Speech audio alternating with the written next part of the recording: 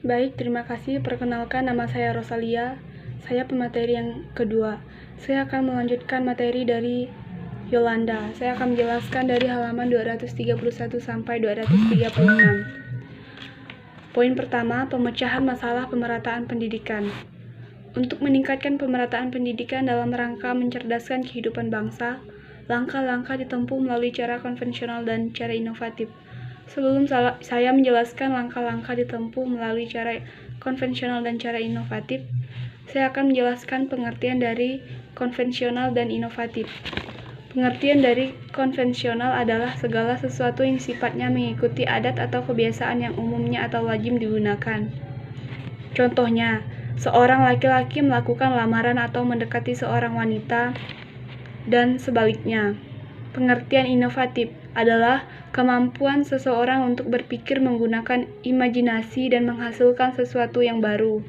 Contohnya, seseorang wirausaha bergerak dalam bidang jasa boga yang ingin sukses selalu berusaha berinovatif dalam hal bentuk, rasa, kemasan, atau bahan baku yang dipakai.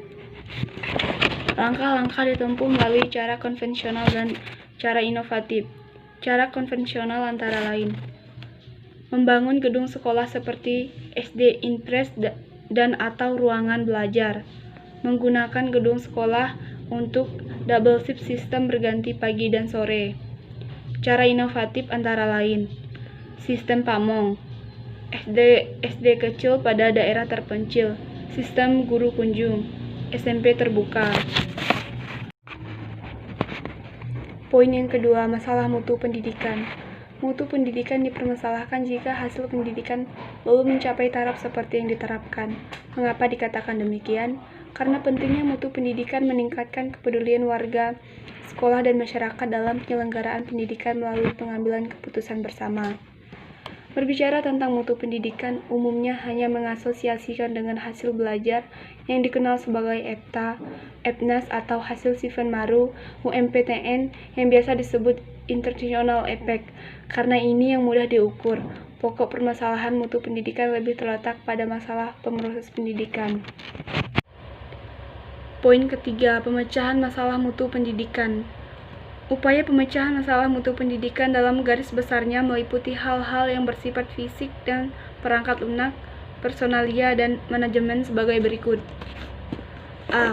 Seleksi yang lebih rasional terhadap masukan mentah khususnya untuk SLTA dan PT. B.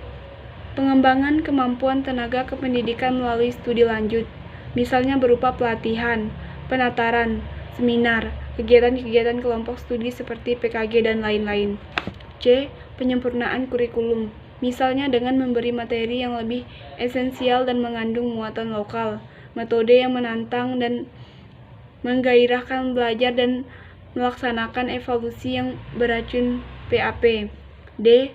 Pengembangan prasarana yang menciptakan lingkungan yang tentram untuk belajar. E. Penyempurnaan sarana belajar seperti buku paket, media pembelajaran, dan peralatan laboratorium. F. Peningkatan administrasi manajemen khususnya yang mengenai anggaran. G. Kegiatan pengendalian mutu yang berupa kegiatan-kegiatan. Poin keempat, masalah efisiensi pendidikan. Beberapa masalah efisiensi pendidikan yang penting. A. Bagaimana tenaga kependidikan difungsikan? Masalah ini meliputi pengangkatan, penempatan, dan pembangunan tenaga. Masalah pengangkatan terletak pada kesenjangan antara stok tenaga yang tersedia dengan jatah pengangkatan yang sangat terbatas. Contohnya, penempatan guru, khususnya guru bidang penempatan ATUDI, yang sering mengalami kepinjangan, tidak disesuaikan dengan kebutuhan di lapangan. B. Bagaimana prasarana dan sarana pendidikan digunakan? Penggunaan sarana dan prasarana pendidikan yang tidak efisien bisa terjadi antara lain sebagai akibat kurang matangnya perencanaan.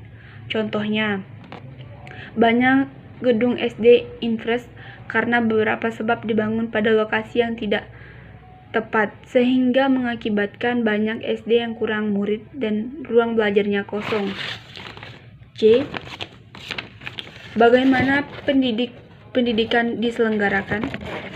Pendidikan diselenggarakan secara demokratis, berkeadilan serta tidak diskriminatif dengan menjunjung tinggi hak asasi manusia, nilai keagamaan, nilai kultural, dan kemajemukan bangsa.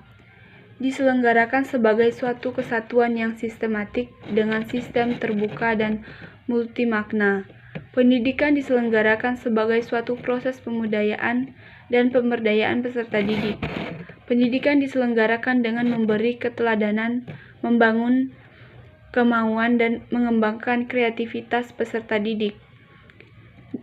Diselenggarakan juga dengan mengembangkan budaya membaca, menulis, dan berhitung. D.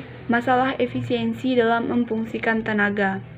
Pada pasal 28 Undang-Undang RI Nomor 20 Tahun 2003 tentang Sisdiknas menyatakan bahwa penyelenggaraan kegiatan pendidikan pada satu jenis dan jenjang pendidikan hanya dapat dilaksanakan oleh tenaga pendidik yang mempunyai wewenang mengajar. Namun, pada kenyataannya di Indonesia sangat kurang efisien dalam memfungsikan tenaga pendidik. Mengapa demikian? Karena di Indonesia ini masih banyak tenaga pendidik yang diizin untuk mengajar padahal tidak memiliki akta mengajar dan masih banyak penempatan tenaga mengajar yang kurang sesuai.